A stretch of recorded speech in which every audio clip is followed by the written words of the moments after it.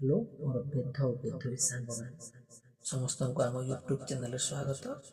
ଆମେ ଆପଣଙ୍କ ପାଇଁ ନେଇ ଆସିଛୁ ଗୋଟେ ନୂଆ କାହାଣୀ। ଆଜି ମୋର ଲାଇଫ୍ର ଗୋଟେ ସତ୍ୟ ଘଟଣା ସେୟାର କରିବାକୁ ଯାଉଛି। ମୁଁ ହେଉଛି ଶ୍ରୀକାନ୍ତ। ମୋ ସହ ଏ ଘଟଣା ଘଟିଲା ବେଳକୁ ମୋର ବୟସ ହୋଇଥିଲା 19। ଏଇଟା ମୋର ଲକଡାଉନ୍ ସମୟର। ସେତେବେଳେ ଘରେ ବସି ବସି ବୋରିଂ ଲାଗେ, କେତେ ମୋବାଇଲ ଦେଖିବି, ଏତିକିରେ ବାହାରେ ବୁଲି ବି ପାରିବି। ସେଇ ଟାଇମ୍ରେ ବହୁତ ବିପି ଭିଡ଼ିଓ ଦେଖିବାରୁ ଆମ ଘର ପାଖ ଭାଉଜଙ୍କ ସହିତ ଟିକେ ଘିହା ଘେହି ହେବାକୁ ମୋର ଇଚ୍ଛା, ଆଉ ତାଙ୍କ ପ୍ରତି ମୋର ଟିକେ ଖରାପ ନଜର ଆସେ। ଧୀରେ ଧୀରେ ମୁଁ ତାଙ୍କ ଉପରେ ନଜର ରଖିବା ଆରମ୍ଭ କଲି। ସେ ସବୁବେଳେ ବଢ଼ିଆ ମାନେ ବାସନ ମାଜି ଆସନ୍ତି।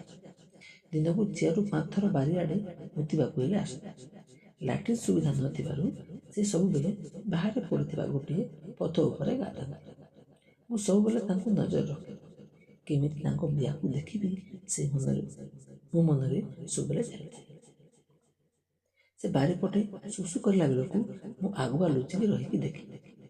ମୁଁ ଏମିତି ବହୁତ ଥର ମୋବାଇଲର ଭିଡ଼ିଓ କ୍ୟାମେରା ଅନ୍ କରିଦେଇକି ଫୋନ୍କୁ ଲୁକେଇକି ରଖିଥାଏ। ଭାଉଜ ମୁତିଲା ବେଳକୁ ତାଙ୍କ ଜଙ୍ଘ ଆଉ ଗାଣ୍ଡି ସହିତ ମୁତିବାର ଚର ଚର ସାଉଣ୍ଡ ରେକର୍ଡ ହୋଇଥାଏ, ଆଉ ଗାଧୋଇବା ସମୟରେ ଦୁଧ ଧୋଇବାର ଦେଖିଥାଏ। ମୁଁ ଏସବୁ ଦେଖି ଛାତ ଉପରେ ସିଡ଼ି ସାଇଡ଼ରେ ଠିଆ ହୋଇକି ହଲେଇ ହଲେଇ ବାହାର କରିଦିଏ। କେତେ ଦିନ ଏମିତି ଲୁଚି ଲୁଚି ଭାବିକି ଗୋଟେ ଦିନ ସାହସ କରିକି ସେ ମୁତିଲା ବେଳକୁ ମୁଁ ନ ଜାଣିଲା ପରି ତାଙ୍କ ଆଡ଼େ ଦେଖେ। ସେ କ'ଣ ଭାବିଲେ କେଜାଣି, ମୁଁ ଜାଣିନି ଘରକୁ ପଳେଇଲି, ଆଉ ତାଙ୍କ ପାଇଁ ପରିବା କିଣିକି ଆଣିଦେବା ପାଇଁ ମୋ ବୋଉ ହାତରେ ମୋତେ ଡକେଇ ପଠାଇଲେ। ମୁଁ ସେଇଠୁ ଭାଉଜଙ୍କ ଘରକୁ ଗଲି, କିନ୍ତୁ ମୋ ମନରେ ଭୟ ଥାଏ, କାଲି କୁଆଡ଼େ କ'ଣ କହିବେ କି। ମୁଁ ଭାଉଜଙ୍କ ଘରକୁ ଗଲି, ଦେଖିଲି ଭାଉଜ ଖାଇ ବସିଲେ। ଭାଉଜ ମୋତେ କହିଲେ, ଖଟ ଉପରେ ବସ, ଟିକେ ମୁଁ ଖାଇସାରିବା ଯାଏଁ ତୁମ ସହ ଟିକେ କଥା ହେବି। ମୁଁ ଖଟ ଉପରେ ବସିଲି, ହେଲେ କାଲି କ'ଣ କହିବେ ବୋଲି ମୋତେ ଭୟ ବି ଲାଗୁଥିଲା। ଭାଉଜ ଖାଇଲା ବେଳେ କେମିତି କେଜାଣି ତାଙ୍କ ଶାଢ଼ୀ ଖସିଗଲା। ସେ ଭିତରେ ବ୍ରା କି ବ୍ଲାଉଜ କିଛି ହେଲେ ପିନ୍ଧିନଥିଲେ। ମୋତେ ତାଙ୍କ ଦୁଧ ଦିଟା ପୁରା ଦେଖାଗଲା। ଭାଉଜ ସେମିତି ଖାଇ ଖାଇ ଲୁଗାକୁ ଉପରକୁ କରି ଘୋଡ଼େଇ ଦେଲେ। ଭାଉଜ ଜାଣିକି ସେମିତି କଲେ କି କ'ଣ ମୁଁ ଜାଣିନି, କିନ୍ତୁ ଭାଉଜ ପୁଣି ନୁହେଁକି ସେମିତି ଖାଇବା ସମୟରେ ଦୁଧକୁ ଫାଙ୍କା କରିକି ମୋତେ ଦେଖେଇଲା ପରେ କରୁଥିଲେ। ସେ ସେଇଠୁ ଖାଇସାରିକି ଆସିଲେ, ଆଉ ମୋ ପାଖରେ ଛିଡ଼ା ହେଲେ, ଆଉ ମୋ ଗାଲକୁ ଚିମୁଟି କହିଲେ, ତୁମେ ଭାରି ଦୁଷ୍ଟ ହେଲଣି ନାହିଁ କି। ମୁଁ କହିଲି, କ'ଣ ହେଇଛି କି? ସେ କହିଲେ, ସବୁ ଜାଣିକି ସବୁ କରିକି କିଛି ଜାଣୁନି। ତାପରେ ସେ ମୋ ପାଖରେ ବସିକି ମୋତେ ବହୁତ ବୁଝାଇଲେ, ଏମିତି କଲେ ଭଲ ନୁହେଁ, ଏଗୁଡ଼ାକ ଖରାପ କଥା, ତୁମେ ଏବେ ଛୋଟ ପିଲା, ତୁମର ବୟସ ହେଇନି ସେସବୁ କରିବା। ତାପରେ ବହୁତ ସମୟ ବୁଝାଇବା ପରେ ସେ ପୁଣି କହିଲେ, ଯଦି ସେଇଭଳି କରିବାର ଅଛି କି କ'ଣ ସିଧା କହିବ, ଲୁଚି ଛପିକି ଦେଖିବା ଠିକ୍ ନୁହେଁ କି। କିଏ ସୁସୁ କରିଦେବାର ଫଟୋ କି ଭିଡ଼ିଓ ଉଠାଇଲେ ଭଲ ନୁହେଁ। ଭାଉଜ କହିଲେ, ଯଦି ତୁମର ସେମିତି କିଛି କରିବାର ଇଚ୍ଛା ହେଉଛି ସେଇଟା ବୟସ ଦୋଷ। ତୁମେ ଆମକୁ କହିବ, ଆମେ ଭାଉଜମାନେ ତୁମକୁ ଯେତିକି ପାରିବୁ ସାହାଯ୍ୟ କରିବୁ, କିନ୍ତୁ କାହାର ଫଟୋ ଉଠେଇକି କାହାକୁ ହେଲେ ଦେଖେଇବ ନାହିଁ। ମୁଁ ମନେ ମନେ ଭାବୁଥିଲି, ଭାଉଜ ଏତେ ସବୁ ଜାଣିଲେ କେମିତି? ମୁଁ ତ ଚୋର ହୋଇଗଲାଣି। ସେଥିପାଇଁ ଆଉ କିଛି ହେଲେ ନ କହି ସେମିତି ଭାଉଜଙ୍କର କଥାକୁ ଚୁପ୍ ହୋଇ ଶୁଣୁଥାଏ। ଭାଉଜ ସବୁ କହିସାରିକି ଶେଷରେ କହିଲେ, ତୁମର ସେମିତି ଦରକାର କି କୁହ, ସଙ୍ଗେ ସଙ୍ଗେ ଦେଇଦେବି।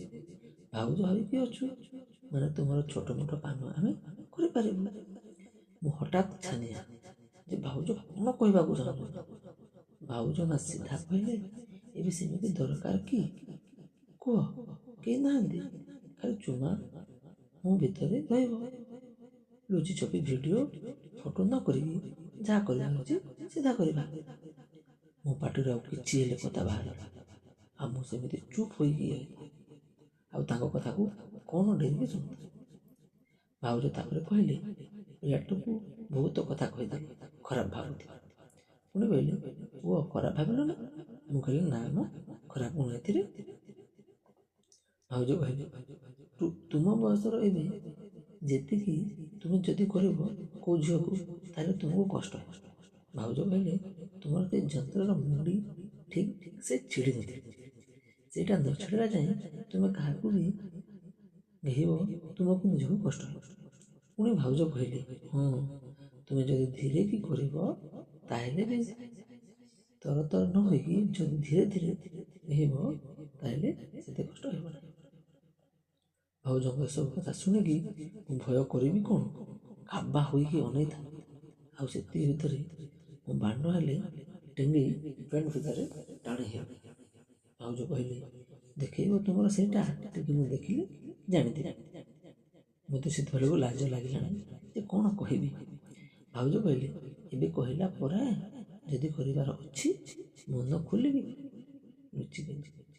ଭାଉଜ ନିଜେ ମୋ ପ୍ୟାଣ୍ଟ ଉପରେ ହାତ ମାରିକି ବାଣ୍ଡକୁ ସଲ।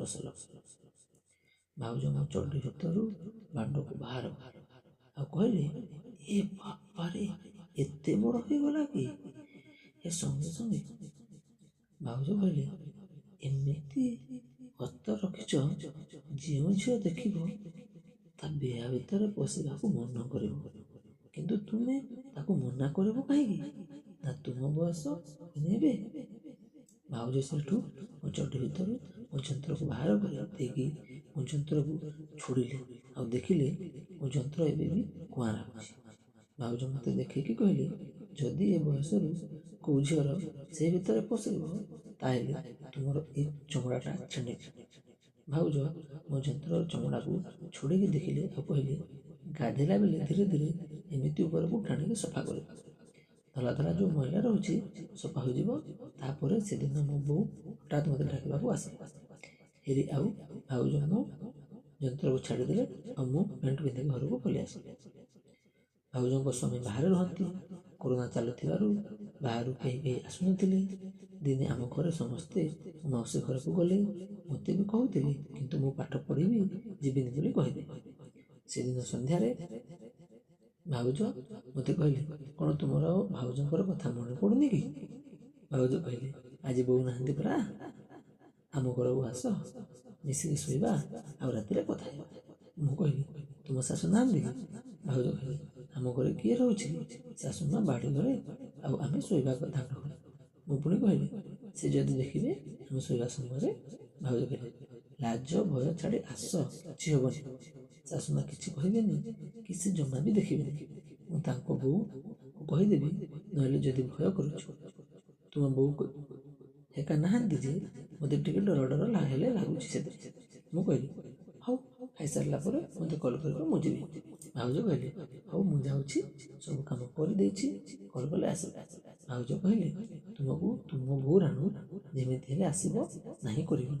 ମୁଁ ସେଇଠୁ ହଁ କହି ଚାଲିଗଲି। ତାପରେ ମୁଁ ଯାଇକି ଯନ୍ତ୍ରକୁ ତେଲ ମାରିକି ଟିଙ୍ଗେଇକି ଘର ଭିତରେ ଏକା ବସିକି ମୋଟା କରି ଚାଲି।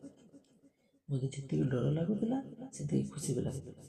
ଯେମିତି ରାତି 8:30 ହେଲା, ଭାଉଜ ମୋତେ ଫୋନ୍ ଲଗାଇଲେ ଏଥର ଆସ ଛାତକୁ। ଭାଉଜ କହିଲେ ତୁମ ଘର ଭିତର ସବୁ ଘେରା ଦେଇକି ଆସ। ମୁଁ ସେଇଠୁ ଲୁଚି ଗଲି। ମୁଁ ଗଲାବେଳକୁ ଭାଉଜ ଗୋଟେ ନାଇଟି ପିନ୍ଧିକି ବସିଥିଲେ ଖଟ ଉପରେ, ଆଉ ନାଇଟିକୁ ଜଙ୍ଘ ଯାଏଁ ଟେକିକି ଧରିଥିଲେ, ଆଉ ଦୁଧକୁ ଜଣକି ନାଇଟିର ଉପର ଆଡ଼ୁ ଦେଖାଗଲା ବୋଲି ଖୋଲିକି ରଖିଥିଲେ। ଏତିକି ଦେଖୁ ଦେଖୁ ମୋ ଭିତରେ କ'ଣ ହୋଇଗଲା। ଭାଉଜ କହିଲେ ଉପରକୁ ଆସ, ଏମିତି ଏକୁଟିଆ ଭଲ ଲାଗୁନି ସେତେବେଳେ। ଭାଉଜ ତାପରେ ନିଜେ ଆସିକି କବାଟ ବନ୍ଦ କରିଦେଲେ ଆଉ ଜିରୋ ଲାଇଟ୍ଟା ଜଳାଇଲେ। ମୁଁ ଖଟ ଉପରେ ଶୋଇଥିଲି, ଭାଉଜ ଯାଇକି ମୋ ପାଖରେ ଶୋଇଲେ। ସତ କହିବାକୁ ଗଲେ ମୋ ଯନ୍ତ୍ର ସେତେବେଳକୁ ଟିଙ୍ଗେଇ ଗଲି। ମୋ ମନରେ ହେଲେ ଆଜି କେମିତି ବେଶୀ ସମୟ ଯାଏ ଗେହିବି, ଭାଉଜକୁ ଶାନ୍ତି କରିବି, ସେସବୁ ମନରେ ଭାବୁଥାଏ। ଟିକେ ସମୟ ପରେ ଭାଉଜ କହିଲେ ଆଉ କ'ଣ ଦରକାର କି? ମୁଁ କହିଲି ନାଇଁ ଥାଉ। ଭାଉଜ କହିଲେ କିଛି ଦରକାର ଯଦି ମାଗ, ମୁଁ ମନା କରିବି। ମୋତେ ଲାଗିଲା ଆଜି ଭାଉଜ ବି ରେଡ଼ି ହେଇକି ଅଛନ୍ତି। ଭାଉଜ କହିଲେ ଆଉ ତୁମର କିଛି ଦରକାର ଥାଉ କି ନଥାଉ, ମୋତେ ଗୋଟେ କିସ୍ଟେ ଦରକାର। ଭାଉଜ କହିଲେ ଯଦି ଖରାପ ଭାବିବନି, ଖୋଲା ହୃଦୟରେ ଭାଉଜକୁ ଦେବ ତାହେଲେ ଦେ। ତାପରେ ମୁଁ ଭାଉଜକୁ କିସ୍ କରିବାକୁ ଗଲାବେଳକୁ ଭାଉଜ ମୋତେ ନିଜେ କୁଣ୍ଡେଇକି ଧରିକି ମୋ ଓଠକୁ କାମୁଡ଼ି ପାଟି ଭିତରେ ଜିଭ ପୁରେଇକି ମୋ ଯନ୍ତ୍ରକୁ ହାତରେ ଧରିକି ତାପରେ ସେ ମୋ ହାତକୁ ନେଇକି ତାଙ୍କ ଦୁଗ୍ଧ ଉପରେ ଧରିଲେ ଆଉ ମୋ ହାତର ଦୁଗ୍ଧକୁ ଚିପିଲେ ଆଉ ମୋ ହାତ ହେଲେ ଆପେ ଆପେ ତାଙ୍କ ଦୁଗ୍ଧକୁ ଚିପିଲେ। ମୁଁ ହେଲେ ଧୀରେ ଧୀରେ କିସ୍ କରି ଚାଲିଲି ଭାଉଜ ଉପରେ ତାଙ୍କ ଗୋଡ଼ ଛନ୍ଦି ପକାଉଛନ୍ତି।